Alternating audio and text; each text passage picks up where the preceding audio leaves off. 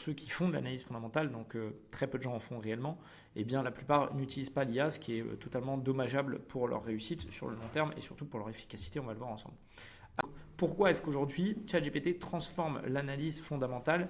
Eh bien, parce qu'il va gérer en fait, comme vous le voyez ici, de vastes quantités de data instantanément. Et il faut vivre avec son temps et aujourd'hui, si demain tu dois te mettre une puce dans le cerveau et que cette puce-là, elle te met x3 de capacité intellectuelle et que toi tu le fais et que ton voisin il veut pas le faire, bah, ton voisin il trouvera plus de travail. Ouais, il sera dépassé. Mais c'est quand même bête de ne pas utiliser un espèce d'exosquelette mental comme ChatGPT. ChatGPT, il y a énormément de gens, quand j'en parle sur les réseaux sociaux, sur TikTok notamment, qui me disent ouais, mais mec, c'est pas vrai, ChatGPT n'est pas capable de trader, il a perdu des concours de trading.